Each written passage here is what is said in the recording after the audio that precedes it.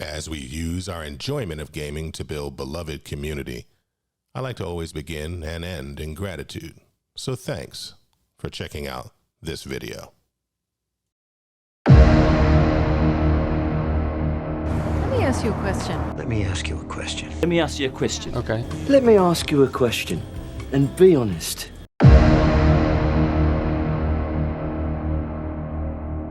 Card games, board games, computer games. Video games. Yeah, video games. Video games again!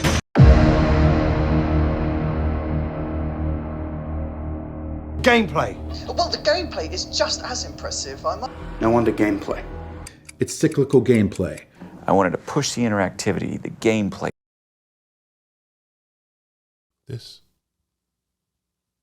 isn't gameplay? What is gameplay? How do you define gameplay? If you're talking about what you can shoot, what you can find, what you can craft and loot, then gameplay is simply marketing signals interpreted by your brain. These are the games that you know. Games in trailers across the Game Awards show. They exist now only as part of a neural interactive simulation that we call YouTube. You've been living in a dream world, Neo. This is gameplay as it exists today.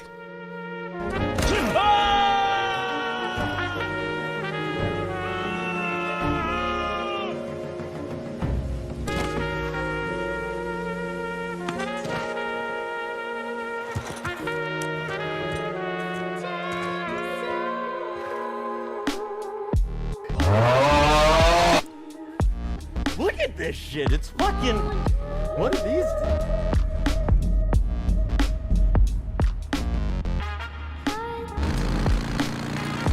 Someone's trapped. Help! I gotta help them. God, please help me! I'm trapped! Help me, please! Please! I'm trapped in here! Please, I can't breathe! Help! Please! Help me! Gameplay features are what make a game fun and engaging for the players. Every 6 months or so, we'll assess Star Citizen gameplay along two major axes: performance, the current performance of the feature, and potential, where, given the arc of development, the feature may end up. My work 25 years ago building out the games and attractions at location-based entertainment facilities around the world for big dogs like Disney Regional Entertainment and partnerships between SEGA, Universal Studios, DreamWorks, and others helped me develop some tools and some frameworks to examine this stuff today. One of the most important ones is optimal experience, or flow theory. Mihaly Csikszentmihalyi introduced flow theory in the 1970s based on research, examining people who did activities for pleasure, even when they were not rewarded with money or fame. He considered artists, writers, athletes, chess masters, and surgeons, individuals who were involved in activities they preferred. He was surprised to discover that enjoyment did not result from relaxing or living without stress, but during these intense activities in which their attention was fully absorbed. He called this state flow because during his research, people illustrated their intense experiences using the metaphor of being carried like a current, like the river flows.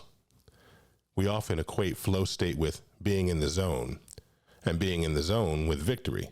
But even if everything doesn't work out, as it often fails to during, say, my own Twitch streams, one finishes with an abiding feeling of satisfaction, of enjoyment, and of an ongoing interest in returning to that state of being. Participants were motivated by the quality of the experience they had while they were engaged in the activity. The flow experience came when the activity was difficult and involved risk. It usually stretched to the person's capacity and provided a challenge to their skills. Examining Star Citizen gameplay features in as simple a fashion as possible for their contribution to flow state means deploying the two axes I referred to earlier, performance and potential. And this elicits what's called a 9-box framework. And to be high and to the right on that framework is the hotness. It's a feature that's outstanding right now and has the potential to be even more outstanding in the future when it's positioned high and to the right on that chart. And to be low and to the left, well, that's a real problem. That's a feature that's in-game now that's terrible, with no foreseeable improvement, and that it probably means that feature needs to go. Some features are great, but may have little additional potential. Others might be weak today, but have possibility written all over them, and many, if not most, might be seen as moderate in both. There are many possible gameplay features found in a quadruple A project like Star Citizen. And if you don't know what I mean by quadruple A, see my first video, Moonshot. But here are some of the most common and popular ones. Graphics processor dialed in. Number 1, graphics and fidelity. For me, anyone who submits that graphics aren't also gameplay is deluding themselves in 2024. That's not to say that text-based computer gaming adventures like Infocom's Zork or their Hitchhiker's Guide to the Galaxy weren't compelling. They were. But high-fidelity graphics can and often does contribute to the addition of gameplay activities simply by the nature of the quality of the graphics suite. Take a look at what players can do with the original graphical interface of 1980's Flight Simulator by Microsoft versus the version we have today. The exponential increase in fidelity offers a form of photorealistic verisimilitude that allows for pilots in the modern version of the game to flip switches, turn knobs, press buttons, and manipulate controls in the visual component of the game engine in ways that represent real life and real life cockpits, and that simply was not possible decades ago. Star Citizen today has produced one of the most detailed and high-fidelity gaming experiences available to play. The performance needs to be optimized for level of detail, pop-in, and other graphical quirks, but there's no doubt that innovations like Star Citizen's planetary tech, as well as the commitment from the beginning to deliver spaceships with real detail inside and out, and character customization efforts that today give us solid characters to play with, place the current performance of Star Citizen graphically pretty high. The potential? Sky seems to be the limit, with ongoing refinement of the planetary tech models, the character rigs, facial detail, eye detail, hair modeling, and other developments. I place today's graphics in Star Citizen here on the 9-box chart. Combat. That's what you want to do. Number 2, combat. The core mechanic of many MMO games, combat involves fighting enemies using various weapons, skills, and strategies. Combat can include ships, FPS, turrets, and can be PvE, player versus environment, or PvP, player versus player. It can also have different modes and rules depending on the game.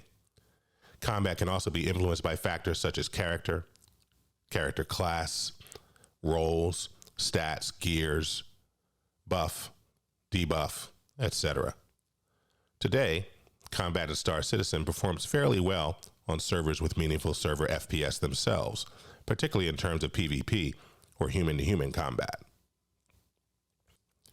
Weapon skill and strategy variances make material differences in gameplay outcomes and often are satisfying encounters. PvE is dependent on AI, which can highly vary based on server FPS, and even when server FPS is high, can function in ways odd and seemingly buggy. Given today's performance and, for me, the very high potential for combat, I'll place combat in terms of the 9-box analysis we're doing for Star Citizen here.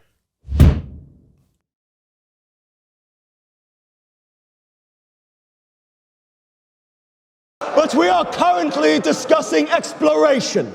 I don't know what space exploration will uncover, but I don't think it'll be exploration just for the sake of exploration. Number 3, exploration. The act of discovering new places, secrets, and rewards in the game world. Exploration can be motivated by curiosity, quests or missions, achievements, or other incentives. Exploration can also involve simply interacting with the environment, such as climbing, swimming, flying, walking, etc. While I personally find exploration compelling right now in Star Citizen, simply walking among grasses, forests, climbing mountains, and the like. It's clear that beyond activities that take players to places they haven't yet seen before, the current functionality of exploration in Star Citizen is underbaked, and performance of this gameplay feature is relatively low. The potential? Galactic. Given today's mix, I place exploration in Star Citizen here. Courtney, how many quests have I completed? My life was fine for you and your stupid quests. Number 4, quests and missions. Quests are the tasks or missions that the game assigns to players, usually involving a story, a goal, and a reward. Quests can be either main quests, which advance the main plot of the experience, or side quests, which offer optional content and challenges. Missions can also either be solo or group quests, depending on the difficulty and the number of players required. The current mission suite in Star Citizen is relatively varied, but nowhere near where CIG expects mission type, mission chaining, and ongoing mission impact to be.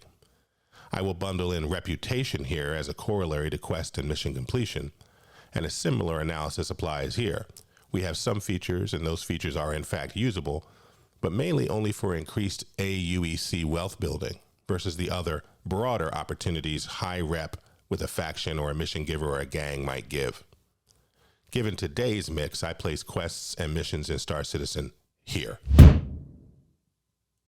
And the figure in the center of the puzzle as she completed it was herself. Number 5, puzzles and mysteries. The challenges that tests players' logic, memory, or problem-solving skills, puzzles or mysteries, can either be standalone or integrated into quests or raids or other gameplay experiential offerings. Puzzles can also have different types and formats, such as riddles, codes, mazes, physical puzzles, etc. We don't really have much here in terms of the puzzles or mysteries or these types of challenges, other than the finding of dead bodies or data pads on dead bodies, the entering of codes. So the current performance of this feature is low. The potential, again, sky's the limit. Given today's mix, I place puzzles in Star Citizen here. I'll have you all know that I've been crafting that for quite some time now. Number 6, crafting. The process of creating or enhancing items, such as weapons, armor, potions, food, shelter, etc. Crafting can involve gathering resources, learning recipes or blueprints, using tools, combining features, ingredients, components, etc. Crafting can also have different levels of complexity and quality depending on the game and the player's skill. This is another potential gem. There's not a lot of crafting in game right now, really none. So the performance, to the extent there is any, of the crafting feature is none to very low or super low in terms of gameplay. But the potential, as base building and other features come online this year and next, is sky high. Serious users want to customize. Well, we can customize it with anything you want. You can customize everything. They got all these different heads and parts. Well, I'll customize anything you want. Number 7, customization. The ability to modify or personalize the appearance or the attributes of the player's character, items, or other aspects of the game. Customization can and often does include things like choosing a race, class, gender, name, hairstyle, face, skin color, voice, mount, pet, costume, dyes, logos, banners, etc.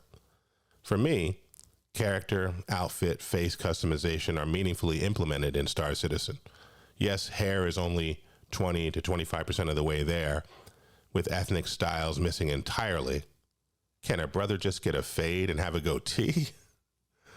As well as voice, pets, logos, banners not being in game. For me, given today's mix, I place customization in Star Citizen here.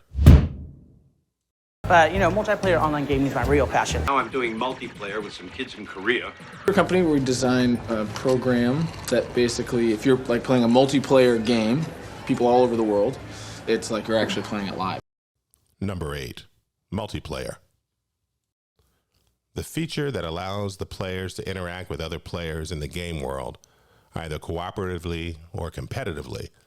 Multiplayer can involve things like chatting, trading, forming parties, joining guilds or organizations, participating in events, playing mini games, and the like. Another high potential feature for me.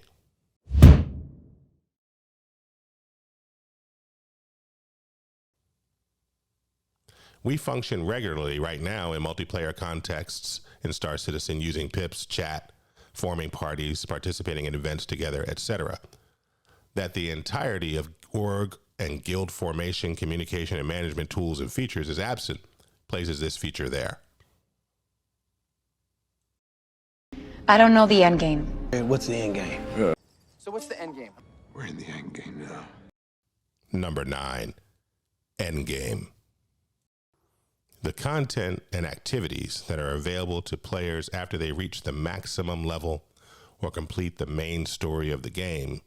Endgame can include things like dungeon spaces and raids and trials and arenas and battlegrounds and world bosses and achievements and collections and the like. Endgame can also offer new challenges, rewards, and progression systems for players. What will the ostensible endgame look like in Star Citizen? We have no idea, and that's why this feature is here for me.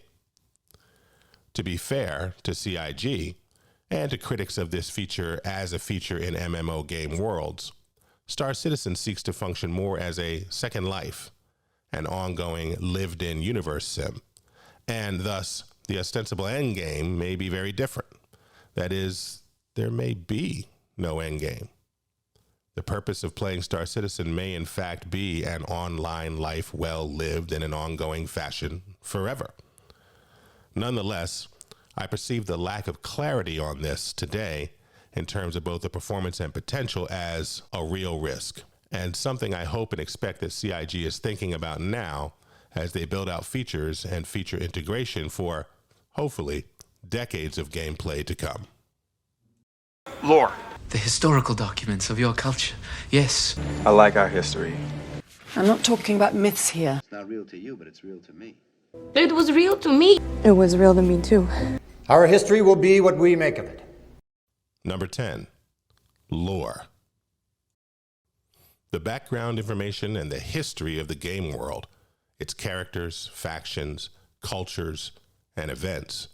Lore can be presented through various media, such as texts, dialogues, cutscenes, encyclopedias, books, journals, etc. Lore can also be hidden or revealed through exploration, quests and missions, puzzles and mysteries. Star Citizen is, for me, right now, right here, on our 9-box analysis. We have tons of lore in Galactopedia, as well as in the Lore Maker's Guides to the Galaxy Star Citizen videos, and we can expect to see even more through the lens of Squadron 42, as well as deployed across the lifetime of the game. You know the thing about computers? The thing I like is that I'm immersed in them, but it's not like a living thing that's going to leave or die or something. So I thought that I was immersed. Immersed myself fully. I studied the minutiae. Complete immersion. Bonus gameplay feature. Immersion. Immersion. Immersion is the quality of the game that makes us as players feel like we are really part of the game world rather than just playing a game. Immersion can be influenced by all the other features we've discussed here and more, such as the always criminally underrated sound, music, the voice and acting, the animation, the physics, etc. Immersion can also be enhanced by features such as first-person or third-person perspective, the camera options, the user interface, and more. Today, we have robust performance in Star Citizen in immersion given the current feature set, the camera suite, and things like the incredible sound and music. We can also expect more in terms of features like virtual reality, after we get Vulcan, hopefully, and additional voicing of key figures, regular NPCs, mission givers, and the like. For me, given today's mix, I place immersion in Star Citizen here. So, as of early February 2024, this is where I think we are in terms of the features that make games worth playing generally and the features that inform the Star Citizen project directly. As we can see, while we do in fact have some features with some level of performance, we remain in a world mostly of potential. But that potential is robust. Broadly, nearly all features in the persistent universe have at least the high and high and to the right correct. And that can only be a good thing as we enter into an increased output cycle in 2024 and beyond for this universe sim we enjoy. We'll take a look at this about every 6 months to check in, and we'll also use other tools like NPS and NOS to develop a type of feedback loop for the persistent universe and understand more about why backers feel the way they do. Keep up with this channel here and on Twitter to know and see more. If you've gotten this far, you've made it to the end, and you definitely care about this Star Citizen project the way I do. Maybe, just maybe, you care about this channel as well. As CaptainSeriousFun across the net, we'll use the YouTube platform to explore big questions in Star Citizen and in gaming as a whole with longer form content. Use Patreon to curate community through our org, a pretty cool org, and through early access to these videos. Use Twitter for hot space opinions, and of course use Twitch Mondays, Wednesdays, and Fridays from 7 to 10 p.m. Eastern Time to simply play the games that we love. My hope is to hear from you in the comments and that you'll like, subscribe, and connect. Nothing is more important, particularly in this moment in our lives, than authentic dialogue and connection. That we seek to value each other enough to hear each other out. That takes effort. So thanks again for being here, and take care.